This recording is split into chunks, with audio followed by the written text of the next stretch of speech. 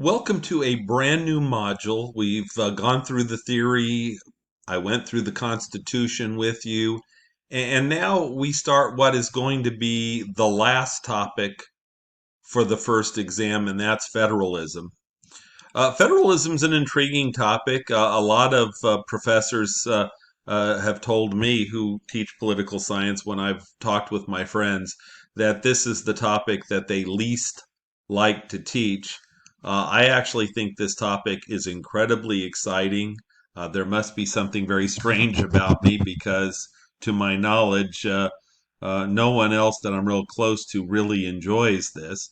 Um, One of my complaints about not only this textbook that we're using this semester, but every textbook I've ever used, is that the textbook authors treat federalism as a good thing or as a bad thing. And you will certainly see a bias that is very noticeable for the first time in this chapter.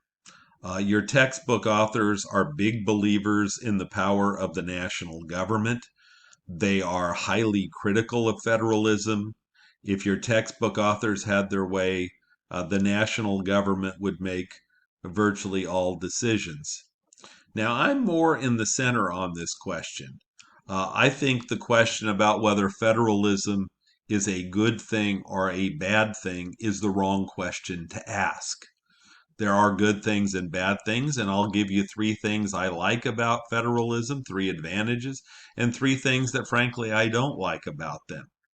I think you can make a good case for and against federalism as a theoretical construct. But I think the more appropriate question for federalism is it appropriate for the country that we are talking about? So, for example, if we're talking about the country of Japan, for example, Japan is a small country. It is smaller than the state of California. It is a highly homogeneous culture. And so federalism would not make sense for a small, homogeneous society like Japan.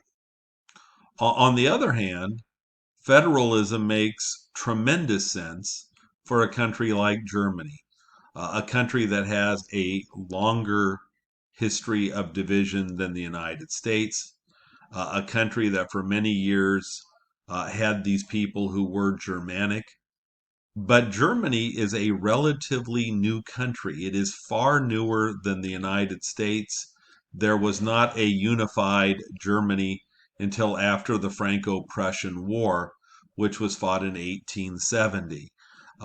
There is a highly Protestant north that is fairly liberal in the northern part of Germany, and a much more conservative set of southern states in Germany that are much more conservative and are much more Catholic. So federalism makes a lot of sense in a country like Germany. It is my belief that given America's history, its regionalism, its diversity, and its size, that federalism makes a lot of sense. And we see this in a lot of areas, right? I mentioned earlier that when I went on my 6,400-mile road trip through 18 states last summer. Every time I got to a new state, I started looking for the new speed limit sign because it varies. I believe 31 states have the death penalty, 19 don't. 26 or 27 states allow for the initiative for people to make laws themselves. 23 or 24 states don't have that. And so, in a country the size of the United States, and given the diverse set of political beliefs that we have, my contention is going to be that federalism is appropriate for the United States. However, federalism brings significant advantages, but you pay a cost for it, and there are huge disadvantages, and perhaps you may decide whether or not the advantages and disadvantages are worth it or not. So let me start with the three overviews that are mentioned at the start of your notes on federalism. The first one, perhaps you should star. Federalism is the constitutional division of power between the national government and the states. And sometimes students have gotten kind of the wrong impression. Unitary states, which are the norm, also have local governments. And in some cases, those local governments have a significant amount of power. If you were to look up recent local politics in Great Britain, for example, the national government has given local governments, for example, the Scottish legislature and the Welsh legislature, increased powers. And this concept is called devolution, and your book talks about devolution within the chapter. However, some people make the mistake of saying that this is quasi-federalism or that Great Britain looks more like the United States because local governments are being given more power. I would caution you with this because keep in mind the difference between a unitary state and a federal state is that in a unitary state, the national government gives local governments their powers, which means that the national government can take those powers away. In a federal system, because the states are granted power by the Constitution, the national government can't take it away. Now, that is the theoretical argument. In reality, the national government in the United States has become far more powerful over the states, not because of changes in the Constitution, but because the states have a great weakness. In fact, I refer to the states as addicts. And what they're addicted to is money. And in this particular case, the addiction is fed by the national government. The national government gives the states approximately, it's a little bit more than that actually, between $700 and $800 billion a year. Now think about that.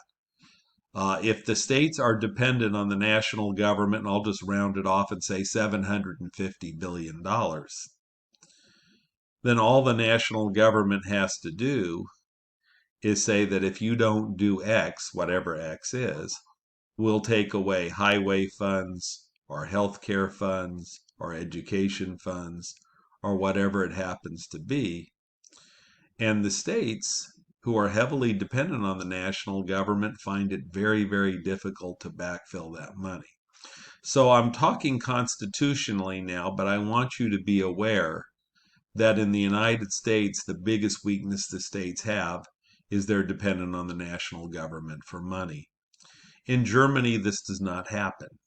In Germany, the Constitution guarantees states an equal proportion of tax revenue as the national government gets. So in Germany, their states are much more financially independent, and therefore federalism is stronger in Germany than here. And I think I've beat that first point into the ground. The second overview is that federalism is fairly rare. I will ask you on the exam, and you can see it's underlined in your notes, only about 10% of nations are federal. About 90% of nations in the world are unitary, and as I mentioned earlier, this is where the central government or the national government has all power and authority, like Great Britain or France or Japan, that I didn't mention in the notes, but I just mentioned in the mini lecture. So once again, the United States is fairly rare. The third overview is that our state, the state of California, has both relationships. The state of California has a federal relationship with the national government, but it has a unitary relationship with its 58 counties. So the state of California views the counties as essentially administrative agents for the state of California. Most of what counties do are mandated by the state. For example, every state has a superior court. The superior court in Merced County is in Merced, and the superior court that is in Stanislaus County is in Modesto. All 58 counties have a superior court. Uh, Most of what counties do are provide public protection, courts, cops, and jails, uh, public assistance, health and welfare, public works, things like streets, sewers, sidewalks, etc. Most of county budgets are mandated by the states, and the states created the counties. So, for example, I live in Merced County. At one time, Merced County was actually part of Mariposa County, and the state of California carved Merced County out of Mariposa County. The state of California actually carved Madera County and Fresno County and Tulare County. At one time, all of them were part of a huge, sprawling Mariposa County, and the state created these new counties. Now, the state of California has not created a new county in a long time. The last time the state of California created a new county was in 1908. If you take a look at a political map of California in 1907 and you look down at San Diego County, in 1907, San Diego County went all the way from the Pacific Ocean to the Arizona border. But in 1908, San Diego County was subdivided. The western part of San Diego County remained San Diego County, but the eastern part of San Diego County became Imperial County. So California is involved in power sharing through federalism with the national government, but California wields all power and authority over its 58 counties. So if I ask you a question about what is the relationship between the national government in the counties in California, or what is the distribution of power within the state of California, the answer would be unitary. If I asked you the state of California has what relationship with the national government, that relationship would be federal. So you should have kind of a very basic notion of the difference between a federal relationship and a unitary relationship, and how and why California has both of those relationships. So those are three overviews. The constitutional division of power between the national government and states is federalism. It's fairly rare. Only about 10% of countries in the world are federal, and the state of California has both relationships. Now, in the next mini lecture, I'm going to get into both the advantages and disadvantages of federalism. And one of the things that I want you to appreciate is that I believe that all six of these things are true. In other words, the advantages of federalism, and I'll talk about permitting greater diversity and innovation and pluralism. I think in federal systems, you get all of those things, and they're good.